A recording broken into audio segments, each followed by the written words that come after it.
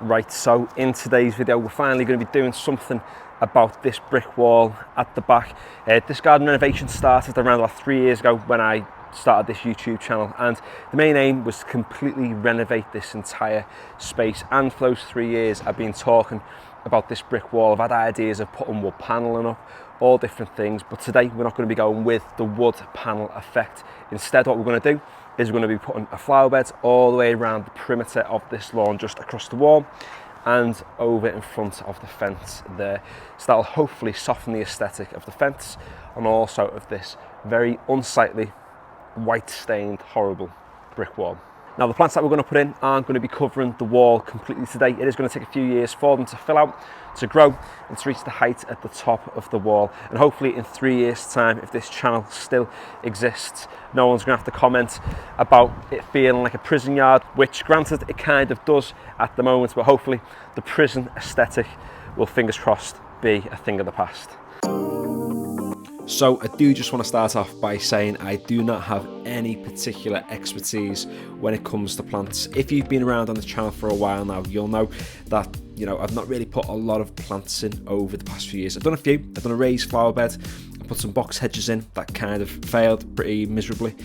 But I do sort of think it's time now to actually give this garden a little bit of colour, more than just the green of the grass, and that's going to start today with putting some new plants in. So you can see I used a lawn edging tool just to mark out the actual space where I wanted the flower bed to be, and then I just used a spade just to break up that top layer of the soil and just skim off the first little bit of grass.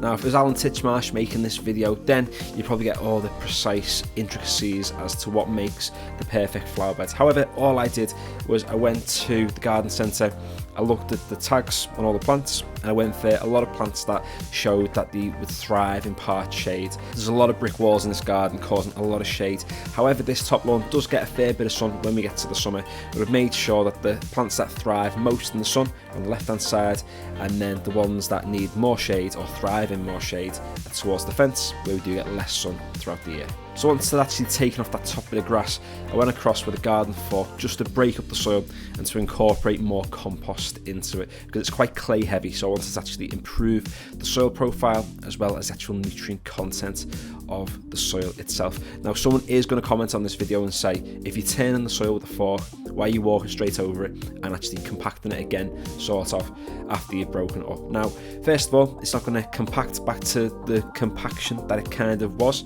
so it was still quite fluffy, but at the time of recording this video is about a week and a half after I actually overseeded this space. So what I didn't want to do is step across all the lawn where some of the seeds actually germinated and actually killing off that grass, hence why I stayed walking along the actual strip that we were turning. Then it's just a case of deciding where the actual plants were going to go. Like I said, the ones that can survive better in the shades I put on the far side next to the fence, because it gets very little sun during the summer. Still does, but not a massive amount. And those that require a little bit more sun on the left hand side. And we just tried to stagger them as well, just to make sure we had a nice distribution of colours across the entire flower bed. So once it all grows, it looks half decent.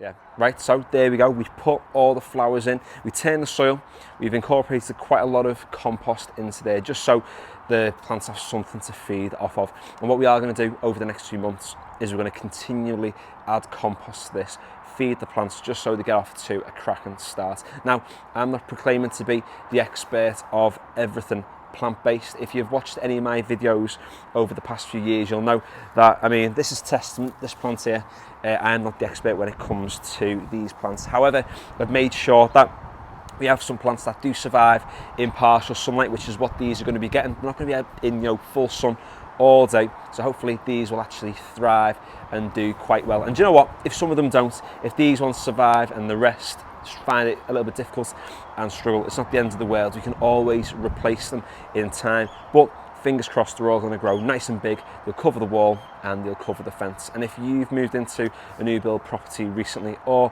you don't really know where to start, and you want to sort of get an idea of what it can sort of look like, where you're putting plants into, cover the fence, cover a wall, that sort of thing, then hopefully you found it useful. So if you have enjoyed today's video, feel free to give it a like, and if you'd like to follow along with any more of my garden renovation videos, or if you'd like to watch any of my lawn tip videos, then head over to my channel, and if you like what you see, feel free to subscribe. And finally, thanks for watching.